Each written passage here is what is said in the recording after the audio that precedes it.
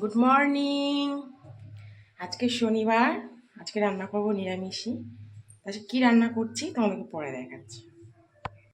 কেটে নিয়েছি আলু, এখানে হচ্ছে পটল, কড়াতে তেল দিয়ে দিয়েছি।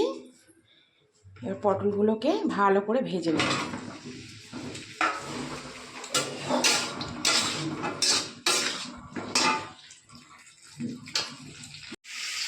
এই যে ভাতও বসিয়ে দিয়েছি, আর এই যে পটলটা লাল লাল করে ভেজে নেব। পটলের তরকারি পটল ভালো করে ভাজা না হলে আমার ভালো লাগে না।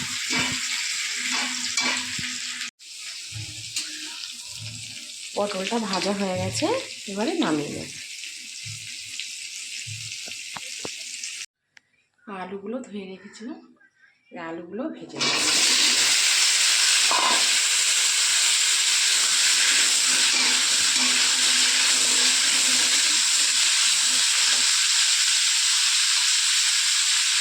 এদিকে আমি কালকে বান্ধবী বাড়ি থেকে এনে রাখা শাকগুলো ভালো করে বেছে নিলাম।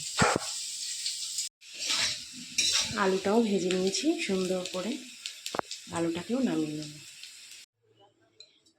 দিয়ে দিলাম গোটা জিরে ফোড়ন। এখানে আমি একটা মিশ্রণ তৈরি করে নিয়েছি সব রকমের মশলা। মিশ্রণটা ভালো করে মিশিয়ে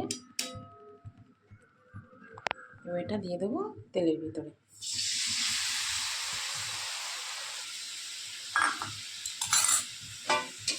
দিয়ে এটা ভালো করে কষিয়ে নেব।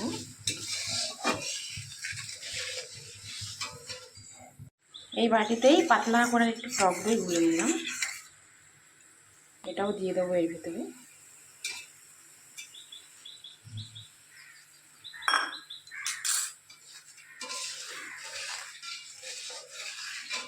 কালারটাই চেঞ্জ হয়ে গেল।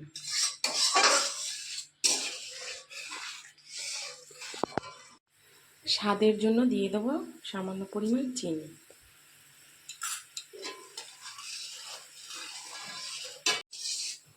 এই মশলাটাকে আর শুকাবো না।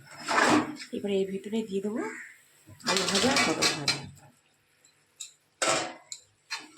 এটাকেই ভালো করে কষিয়ে নেব।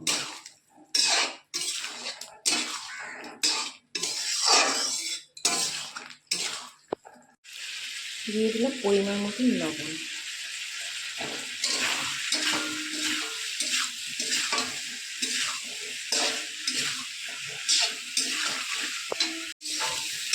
কষানো হয়ে গেছে, এখন দিয়ে দেবো জল। জি পুরো রেডি হয়ে গেছে তরকারি।